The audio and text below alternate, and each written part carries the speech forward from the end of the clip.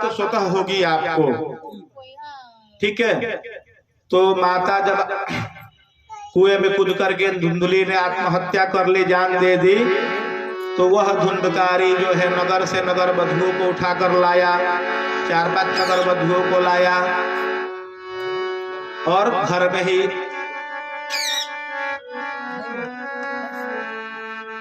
आनंद विग्रह इत्यादि ये सब कार्य करने लगा। अब जो स्त्रियां थी उसका जो धन था दिन प्रतिदिन कम होता गया, धन खत्म हो गया। एक दिन की बात है, सभी स्त्रियों ने मिलकर के धुंधकारी से कहा कि और धन लेकर आओ।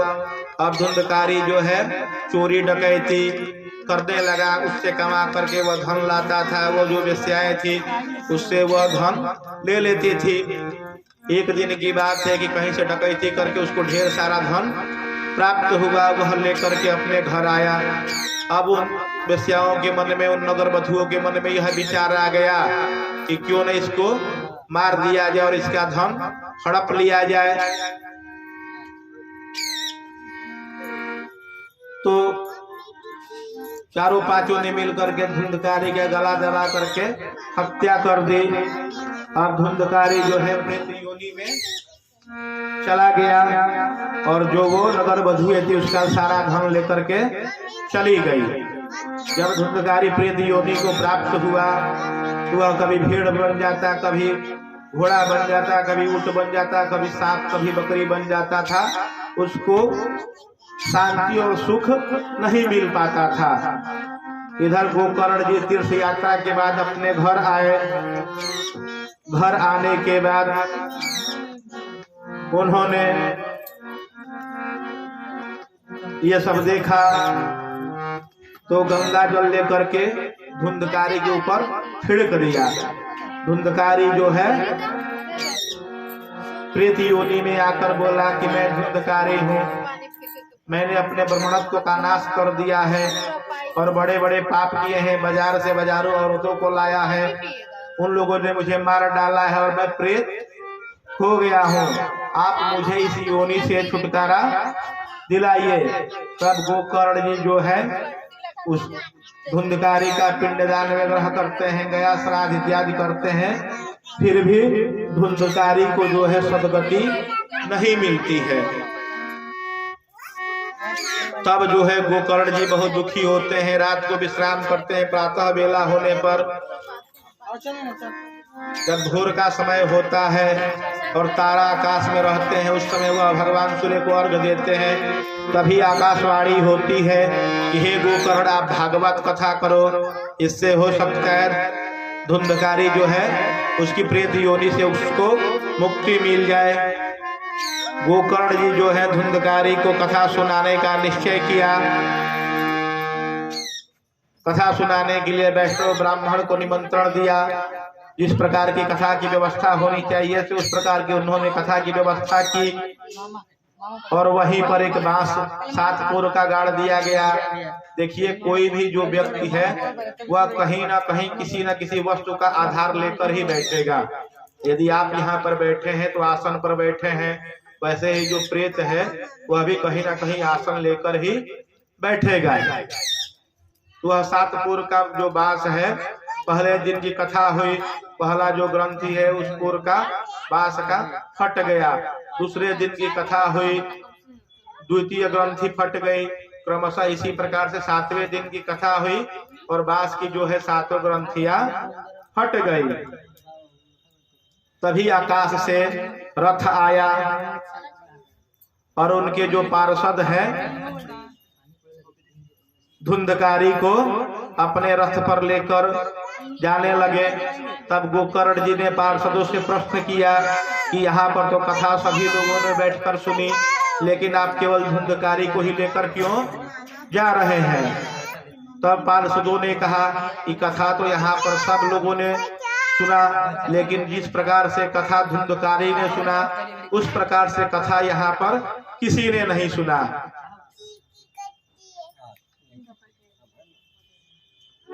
जो एक बार भी भागवत की कथा का श्रवण कर लेता है तो उसकी जो पाप राशि है वह भस्म हो जाती है।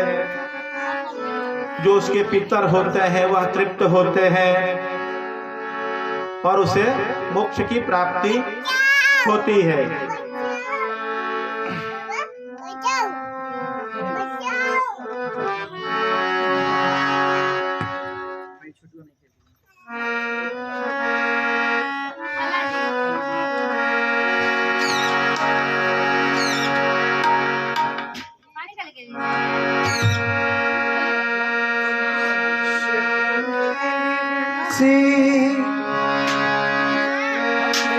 श्याम तेरी बंसी पुकारे राधा,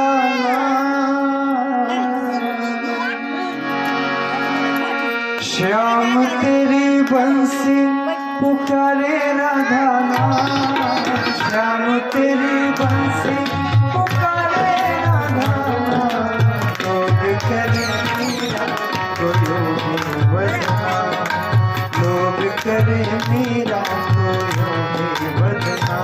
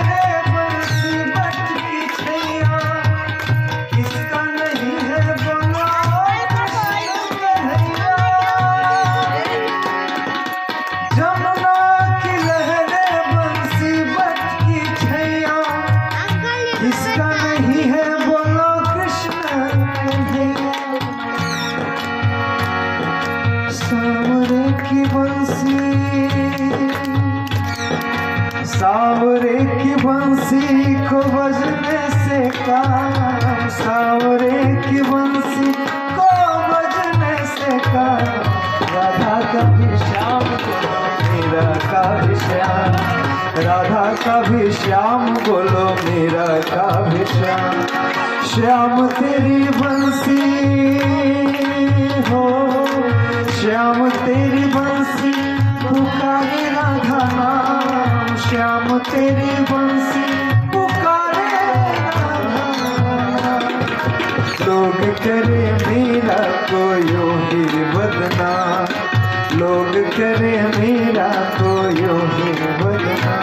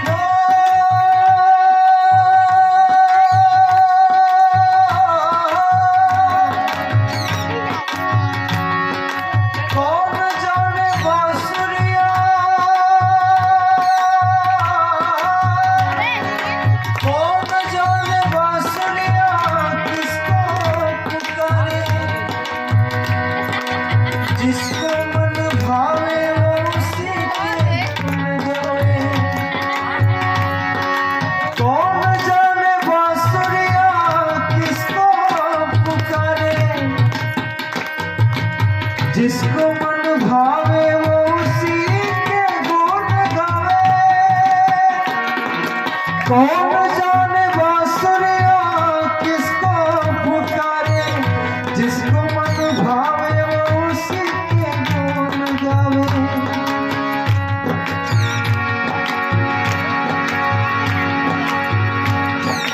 सावरे की बंसी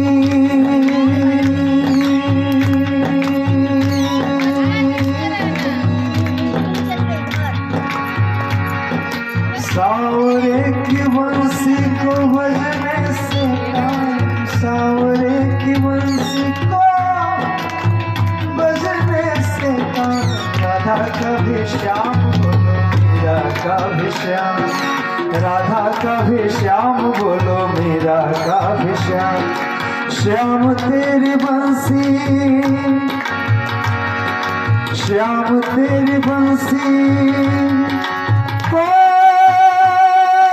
श्याम तेरी बंसी, श्याम तेरी बंसी पुकारे राधा नाम। श्याम तेरी बंसी पुकारे राधा नाम। करे मेरा यूं बदनाम, लोग करे मेरा को यूं ही बदनाम। लोग करे मेरा को यूं ही बदनाम, लोग करे मेरा को यूं ही बदनाम। लोग करे मेरा को यूं ही बदनाम। जय जय श्री राधे श्री राधे। आगे कथा प्रसंग में सनत कुमार कहते हैं कि हे नारद जी, अब हम कथा श्रवण की विधि का वर्णन करते हैं। कथा किस प्रकार से होगी, किस प्रकार से सुननी चाहिए, क्या व्यवस्था है। विवाहे यादृशं वित्तं तादृशं परिकल्पयेत्। तो देखिए, कथा सुनने के लिए दो वस्तु चाहिए। एक तो सहायक मनुष्य हो, बिना सहायक मनुष्य के विधि की पूर्ति नहीं हो सकती। यदि जो प्रधान यजमान है, यदि कोई उनका असिस्टेंट नहीं हो तो वो विधि पूर्ण नहीं कर पाएंगे। उसी प्रकार से जो कथा व्यास है, उनके साथ भी सहायक की आवश्यकता होती है, क्योंकि विधि पूर्ण करने के लिए दोनों को सहायक की आवश्यकता होती है। ज्योतिषी से पूछ करके मुहूर्त वगैरह देख लेना चाहिए। अपना चंद्रबल सूर्यबल जब बनता हो तब यह कथा सुननी चाहिए। कथा में जो है कंजूसी नहीं करना चाहिए। एक विवाह में जितना खर्च होता है उतना ही खर्च भागवत की कथा में होता है। भागवत की कथा में ठाकुर जी के नाम पर कंजूसी की प्रवणता नहीं करनी चाहिए। धीर गंभीर वैष्णव ब्राह्मण को, गृहस्थ ब्राह्मण को कथा व्यास के रूप में वर्णन करना चाहिए। ऐसा कथा व्यास हो जो कथा के भाव को संक्षेप में समझा सके। इस प्रकार का कथा व्यास हो। भक्ष भोक्ष आदि पर विशेष ध्यान देना चाहिए। कुछ भी कहीं भी भक्षण नहीं करना चाहिए। यह सब कथा का नियम है। यह कथा के लिए सर्वतोभद्र का पूजन, चतुष्षष्ठ योगिनी पूजन, नवग्रह पूजन, क्षेत्रपाल पूजन, वास्तुपीठ पूजन, पंचांग पूजन, ठाकुर जी का पूजन, कथा व्यास का पूजन, यह सब कार्यक्रम होता है। कथा में परायण इत्यादि का कार्यक्रम होता है। कथा जो है सुबह से प्रारंभ होती है, बीच में 2 घंटे के लिए 48 मिनट के लिए विश्राम होता है, 1 घंटे का। उसके बाद पुनः कथा चलती है। उसके बाद कथा का संक्षेप में सारांश कहा जाता है। उसके बाद आरती प्रसाद वितरण का कार्यक्रम होता है। इस तरह से आज प्रथम दिवस की कथा पूर्ण हुई।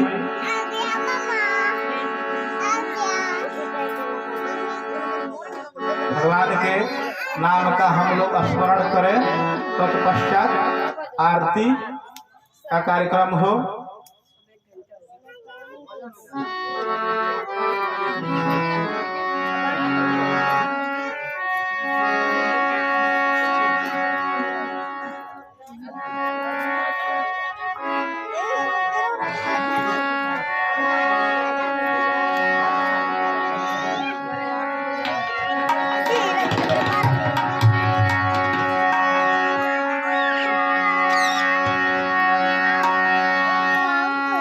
राधा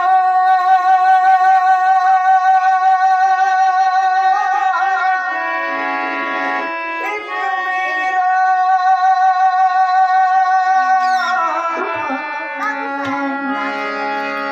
दोनों ने श्याम को चाहा।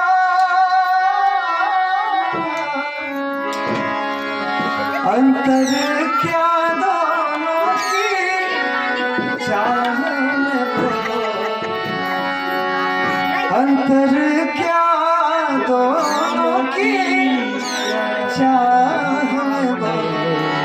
एक प्रेम दीवाने एक धनुष दीवाने, एक प्रेम दीवाने एक धनुष दीवाने। एक राधा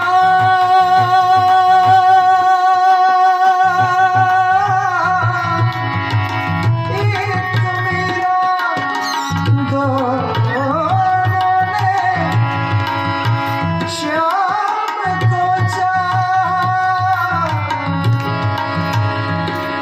अंतर क्या दोनों की चाह में बोलो, अंतर क्या दोनों की प्रेम में बोलो। एक प्रेम दीवाने एक धनुष दीवाने, एक प्रेम दीवाने एक धनुष दीवाने।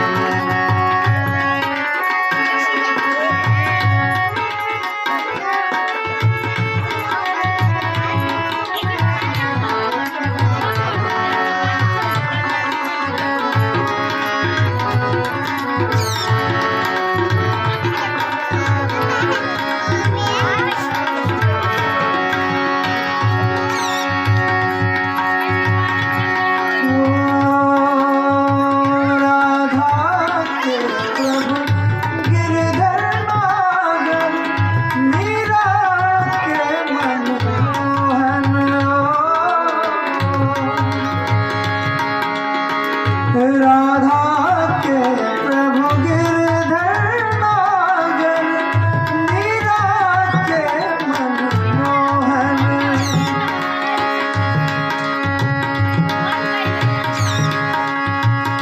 राधा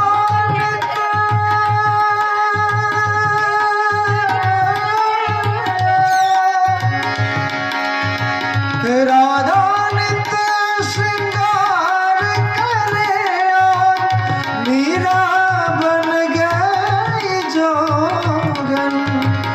राधा नित्य श्रृंगार करे, मीरा बन गई जोगन।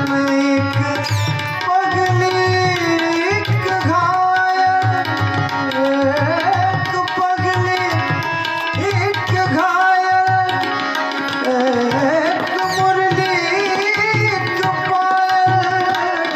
अंतर क्या दोनों की चाह में बोलो, अंतर क्या दोनों की चाह में बोलो। एक प्रेम दीवाने एक धनुष दीवाने, एक प्रेम दीवाने एक धनुष दीवाने।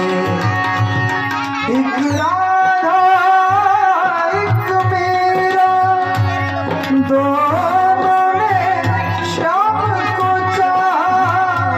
अंतर क्या दोनों की चाह में बोलो, अंतर क्या दोनों की प्रीत में बोलो। एक प्रेम दीवाने एक धनुष दीवाने, एक प्रेम दीवाने एक धनुष दीवाने, एक प्रेम दीवाने एक धनुष दीवाने, एक प्रेम